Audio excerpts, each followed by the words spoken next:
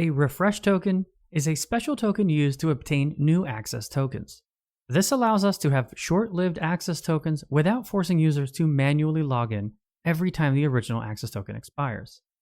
Once the access token expires, client applications can use a refresh token to refresh, aka regenerate or retrieve, the new access token behind the scenes. Refresh tokens should be returned alongside the access and/or ID tokens as a part of a user's initial authentication and authorization flow. After that, applications must then securely store refresh tokens.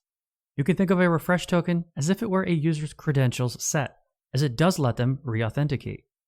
Enough theory, let's switch over to our IDE and begin implementing this refresh token functionality.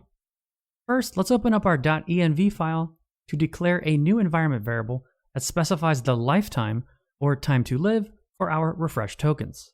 Let's use 86,400 as the value, which represents 24 hours or 1 day, but in milliseconds.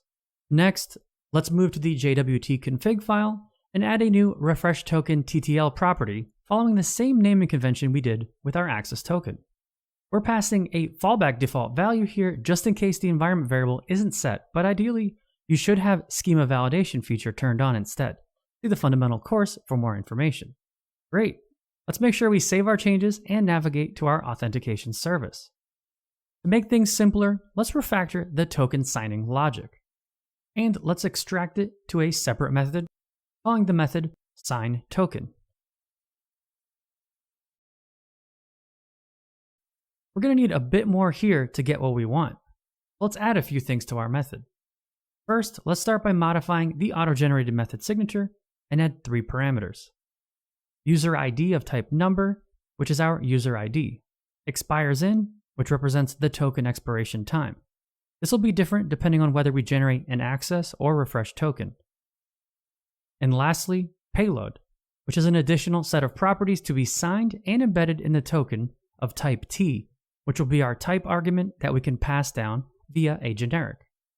With our method signature in place, let's make use of these new parameters and update everything in our method body to use them.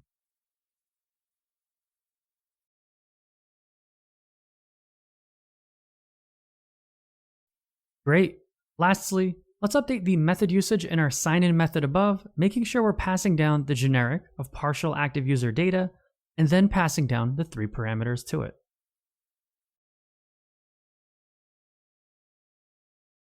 As we can see, we now have the generic signToken method available that we can use to generate our refresh token. Now, we need to use the promise.all to generate both tokens in parallel, which will save us some time and give us better performance. So let's first convert this chunk to use the promise.all format.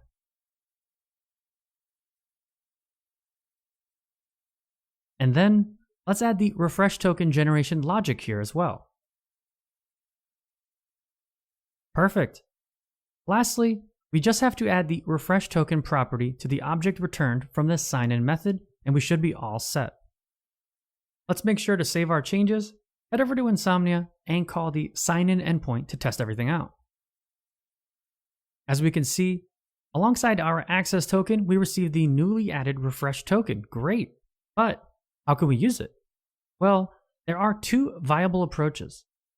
In the first approach, we could modify the existing sign-in endpoint to accept additional properties in the request body, respectively grant, which indicates what strategy we want to use, token or credentials.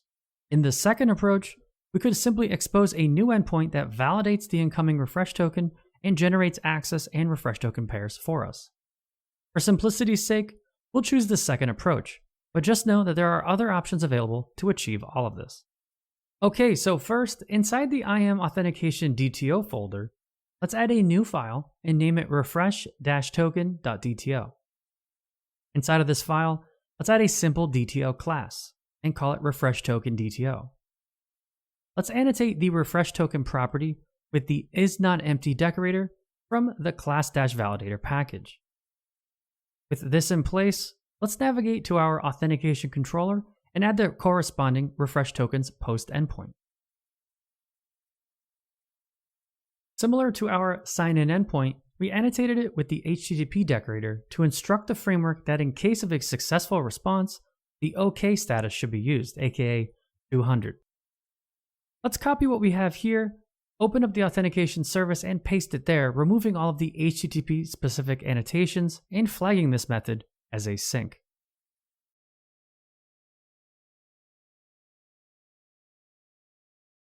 Inside our method here, let's first verify the incoming refresh token. Next, let's use the sub, which represents the user ID, to retrieve the user entity from the database. Once we have the user instance, let's scroll up a little to the sign-in method, as we could reuse the token's generation logic, but we want to avoid copying code over. So let's refactor this method and extract these lines to a dedicated method. Let's call this new method generate tokens. Before we proceed, let's make sure to label this method as public, as we'll need it in future lessons. With our new method in place, we can now use the generate tokens method in our newly defined refresh tokens method.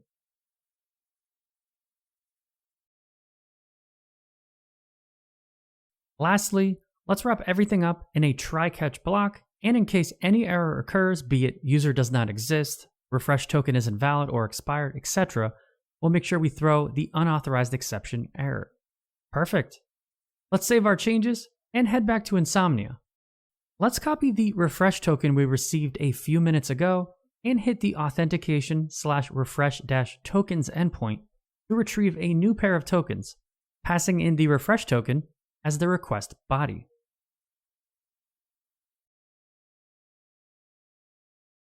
And voila!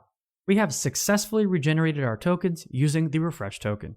As we can see, users will now have the ability to re-authenticate themselves via refresh tokens, all while keeping our application fairly secure due to our access tokens having short TTL or time to live.